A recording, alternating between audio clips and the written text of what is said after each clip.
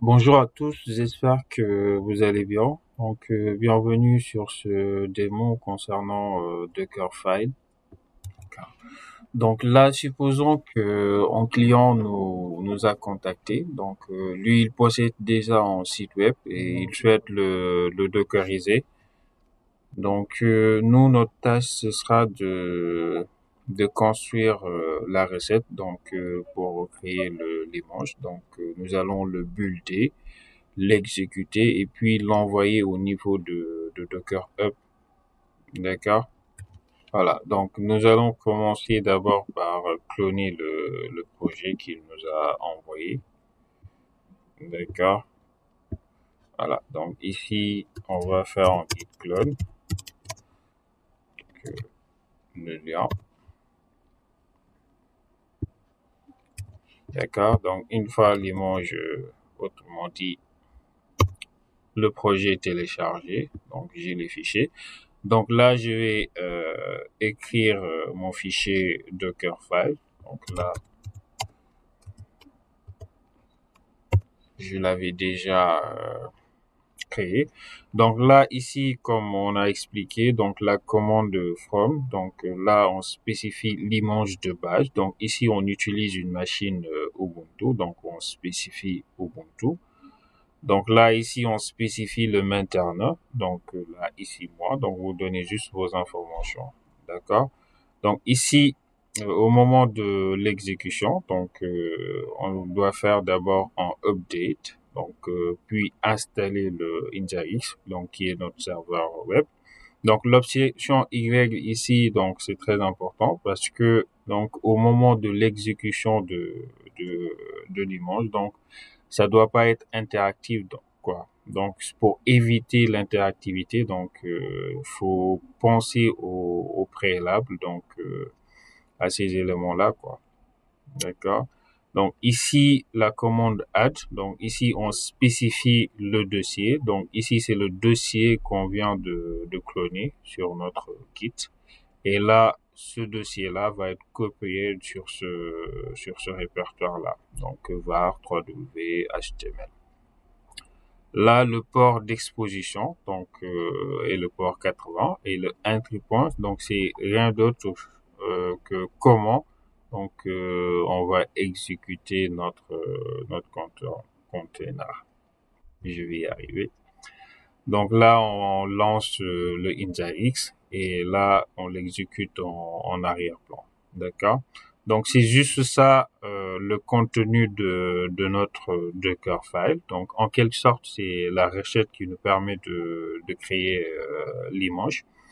Donc là, on sauvegarde. Voilà. Donc une fois sauvegardé, donc on va builder l'image. Avec la commande suivante, docker. Build -t. Donc l'option T nous permet de donner un tag. Le tag, donc ici c'est AWS App. Donc je garde le même tag et je lui donne la version 1, d'accord? Et je mets le point pour prendre tout le répertoire et je valide. Oups.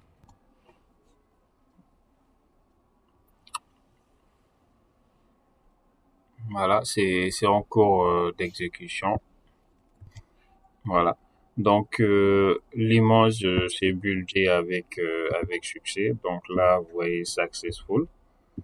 Donc tout à l'heure, ici, voilà, voilà. Donc ici, j'avais ça. Donc unable to prepare the build. Parce que ici, le problème, c'était à ce niveau-là. Le point txt. Donc j'ai juste effectué le renommage.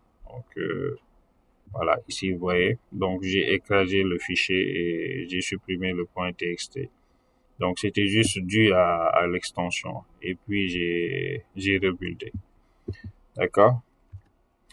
Voilà, on va poursuivre. Maintenant, une fois qu'on a rebuildé, on va vérifier l'image avec la commande docker images.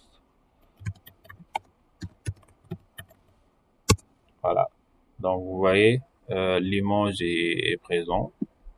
AWS App V1. C'est bon. Maintenant qu'on a notre image, donc on va l'exécuter. Donc, toujours avec la commande Docker run. Donc là, on donne le nom. Donc, name, c'est le web, autant pour moi, AWS app. Donc là, on spécifie l'option D pour l'exécuter en arrière-plan. On donne le port. Donc ici, il y a deux ports. Donc là, c'est celui qui est à gauche, c'est le port externe. Et celui qui est à droite, c'est le port interne. D'accord? Donc là, on donne l'image. Donc AWS app et la version. Donc ici, c'est la version 1. Et là, ici, on exécute. Voilà, c'est bon. Donc l'exécution c'est bien passé. Donc là, ici, on peut vérifier au niveau de notre navigateur pour voir est-ce qu'on a accès. Donc je vais checker l'adresse IP. Oups. Voilà. Donc ici, Docker. Donc c'est cette adresse IP là. Je le copie. Je viens au niveau de mon navigateur. Voilà. Je colle ça ici. Voilà. Donc, j'ai bel et bien accès à mon site web. Donc, ce qui veut dire que je viens de dockeriser mon site web.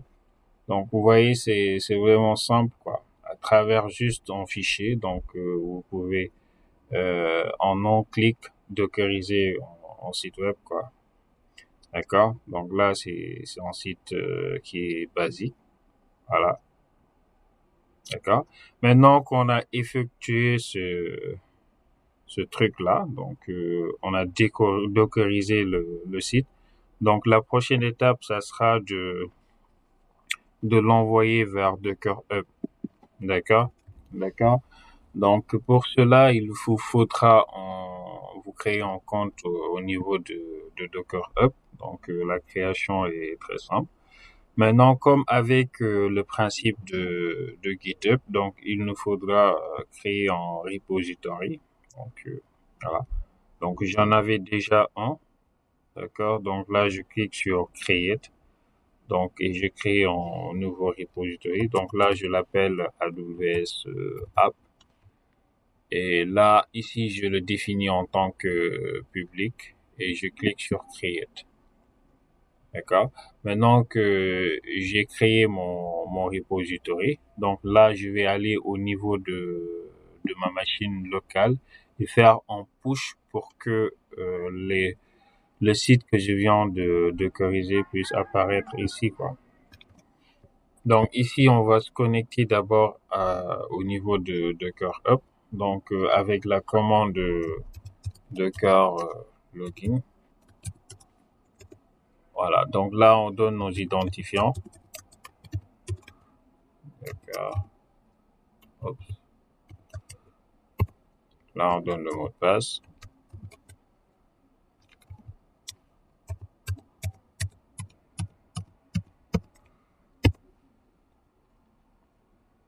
Voilà. Donc là, il me dit login success. D'accord. Donc maintenant que c'est bon, donc on peut par renommer l'image locale. D'accord.